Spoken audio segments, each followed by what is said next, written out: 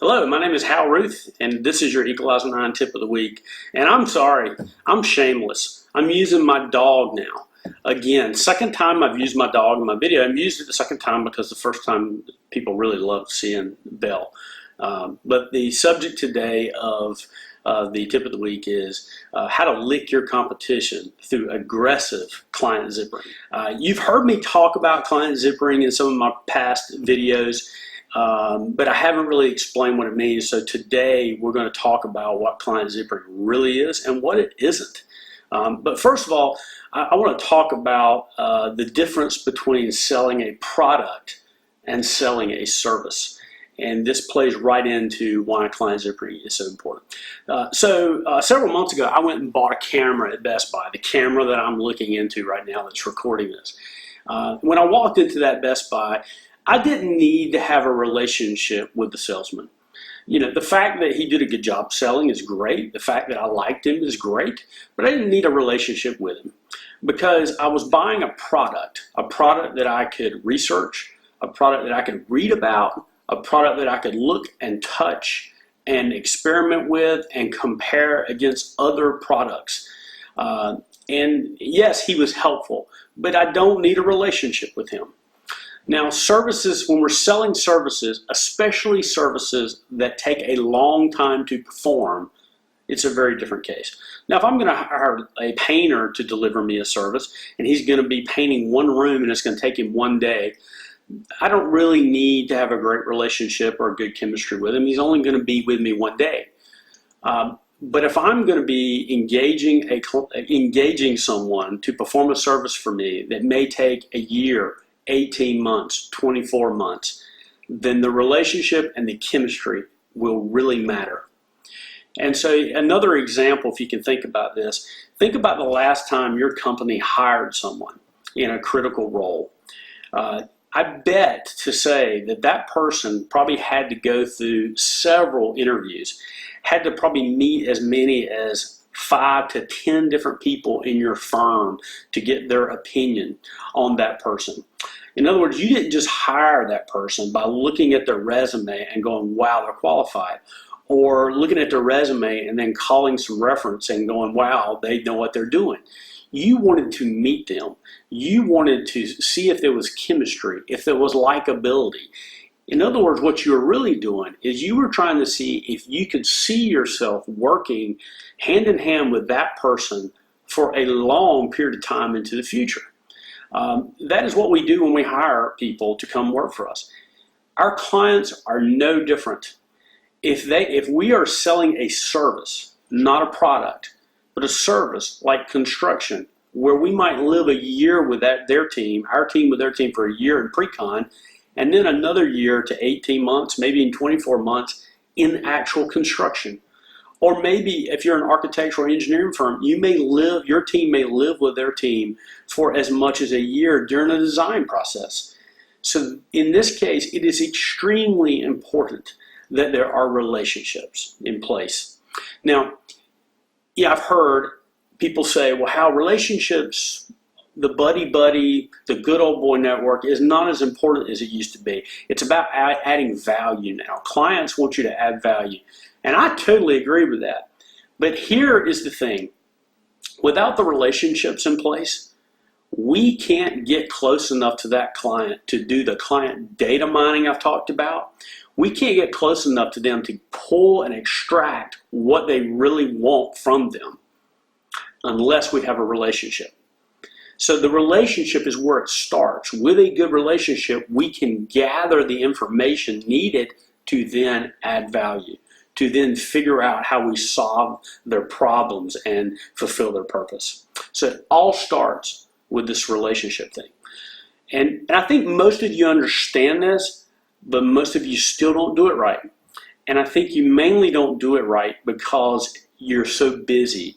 You get overwhelmed with the day-to-day. And so you're not intentional about how you build the relationship with the client. And here's what I'm talking about, and I call it client zippering. A screen is going to pop up right now that you can look at, and on the left side of the screen, this represents our team.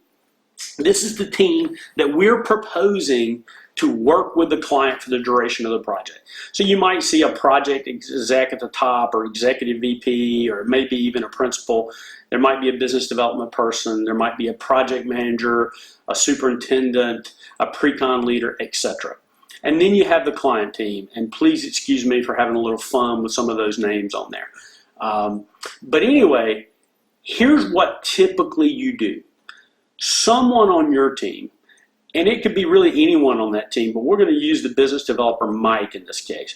Mike will go and build a relationship very early on with the person at the client, in this case Don Jr., because Don Jr. is the one who's really the project manager. He's the one who's going to follow the project from beginning to end. He's the sort of owner's rep of the project.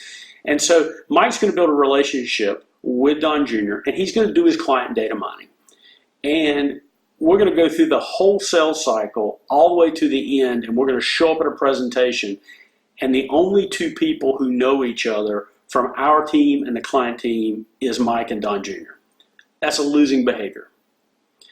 Now, we can learn from that, and some firms say, well, we're doing it better. And here's what they do, which is also a mistake, a little better, but also a mistake, is that they allow the BD person or the principal of the firm or whoever it is, they go out and build a relationship with all or many of the client's team members.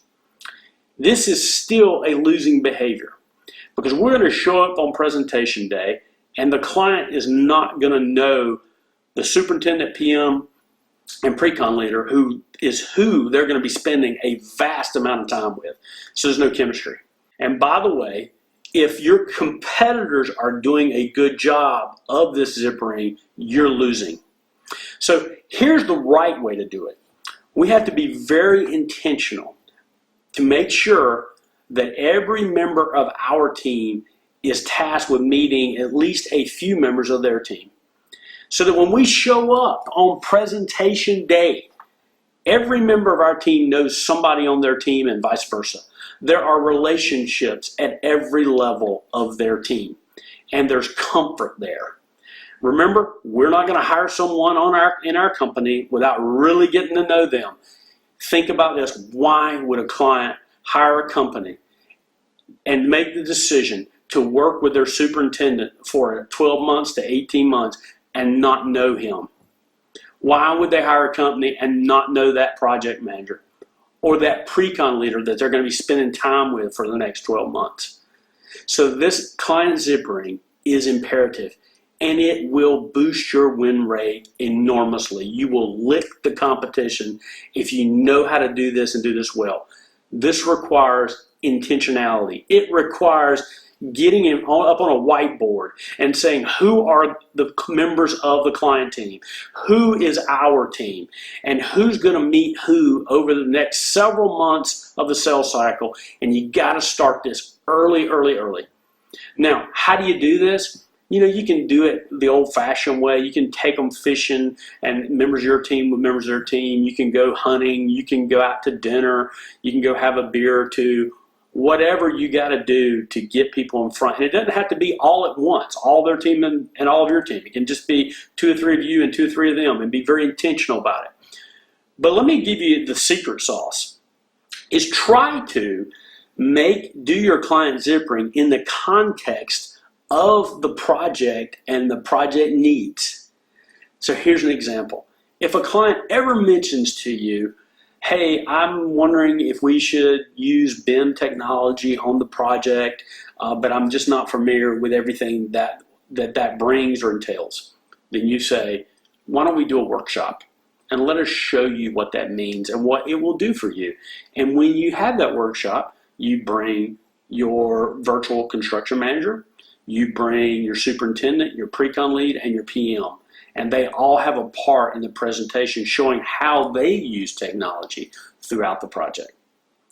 So their relationships are built that way. Another great way to do it, and my favorite, is the project tour. You tell the client, hey, Mr. Client, you're getting ready to build this mixed-use project with retail on the first floor, office on the second. It's a 2-floor concrete podium, and then above that will be wood frame multifamily. And well, Mr. Client, it just so happens that we built 2 projects like that, very similar to that recently. And what we'd love to do is see if you could get your team to come out, and we'd like to show you our project, and you could probably get some ideas on that might help you on your next project, that you could infuse into the design of your project. And I seldom have had a client that said no. It's about a 90% yes, we'd love to do that rate. And so when they show up that day at the building that you've built or that is going up at that moment, it's not you who are presenting. It's the people that built that building that you're also proposing as their PM, pre-con lead, superintendent, etc. So they show up. I go, hey guys, I want to introduce you to the superintendent on this job, introduce you to the PM who built this job, and the pre-con guy who put all the numbers and did all the early solutions on this job. And by the way, I'm going to step back and let them lead the tour and tell you how they did it. Now you spend a couple hours at one building, you go to the next one, another couple hours. By the time that is done, there's going to be a lot of strong chemistry. And what you're really doing is you're allowing your superintendent and PM and pre-con lead to show well in their element, not in a presentation room, but talking about what they do. And boy, the chemistry that's going to be built and the comfort level that the client's going to have is going to create this.